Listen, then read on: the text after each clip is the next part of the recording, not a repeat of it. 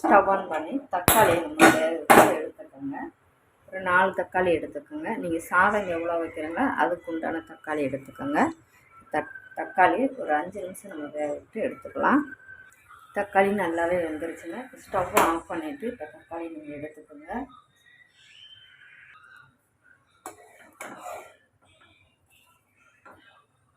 தக்காளி இந்த தொலியை எடுத்துட்டு நம்ம ஒரு மிக்ஸி சாரில் எடுத்து அரைச்சி எடுத்துக்கலாங்க.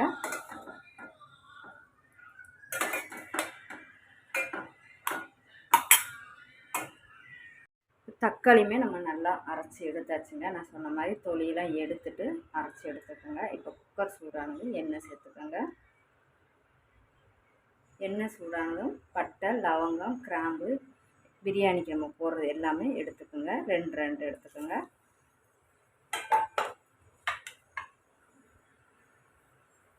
மீடியம் சைஸில் கட் பண்ண வெங்காயத்தையும் சேர்த்துக்கோங்க. ஒரு மிளகாய், கொஞ்சமாக உப்பு சேர்த்து வதக்கிக்கோங்க.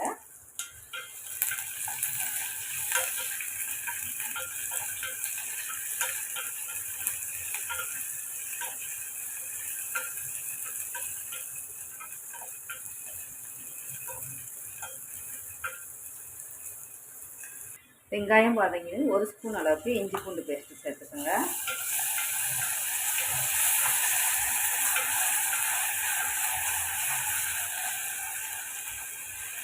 ஸ்பூனுக்கும் கம்மியாக மஞ்சள் தூள், 1 டீஸ்பூன் மிளகாய் பொடி, 1 ஸ்பூன் கரம் மசாலா சேர்த்து வதக்கி விட்டுக்கோங்க.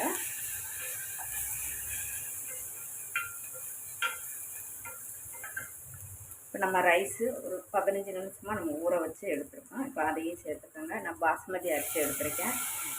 பாஸ்மதி அரிசி இல்லைனாலும் பரவாயில்லைங்க. நம்ம சாப்பாட்டு அரிசியில் கூட நம்ம இந்த மாதிரி நம்ம செய்யலாங்க லஞ்ச் பாக்ஸுக்கு.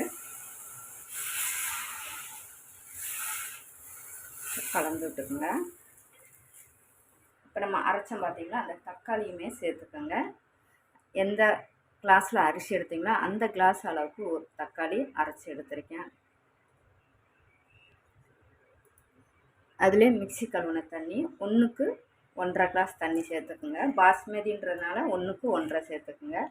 இதே நமக்கு சாப்பாட்டு அரிசினா 1க்கு 2 பங்கு தண்ணி சேர்த்துக்கோங்க. இப்போ நம்ம சாதத்துக்கு தேவையான அளவுக்கு உப்பு சேர்த்துக்கலாம்.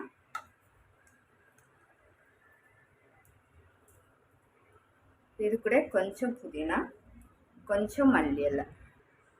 இப்போ நல்லா கலந்து விட்டுக்குங்க. இப்போ நமக்கு கலந்து விட்டு ஒரு கொதியும் வந்துருச்சு. உப்பு கரெக்டாக இருக்குது. ஒரு கல் தூக்கலாக இருந்தால் பரவாயில்லைங்க. நமக்கு சாதம் இறக்கும்போது கரெக்டாக வரும். இப்போ ப்ரெஷர் போட்டு ஒரு விசில் விட்டு எடுத்துக்கோங்க.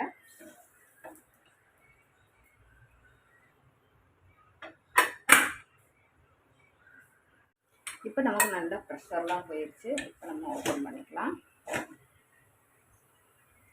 அருமையான சாதம் ரெடி ஆயிடுச்சுங்க. நல்லா ஜம்முன்னு வாசனையாக இருக்குங்க. இது நீங்கள் இதை எடுத்துட்டு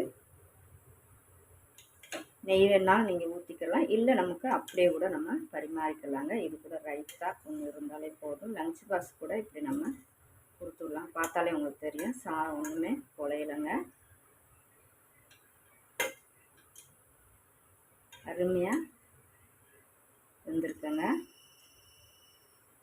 எப்படி ஒரே மாதிரி நம்ம தக்காளி சாதம் செஞ்சு கொடுக்காம இந்த மாதிரி செஞ்சு கொடுத்து பாருங்கள். டேஸ்ட்டு அருமையாக இருக்குங்க. சாதம் மீதமே வைக்காம சாப்பிட்டு வந்துடுவாங்க. அவ்வளோ டேஸ்ட்டாக இருக்குங்க. இது மாதிரி ரெசிபி வேணும்னா கமெண்டில் கேளுங்க. தேவிஸ் கிச்சனை சப்ஸ்கிரைப் பண்ணுங்கள், சப்போர்ட் பண்ணுங்கள். தேங்க்யூ.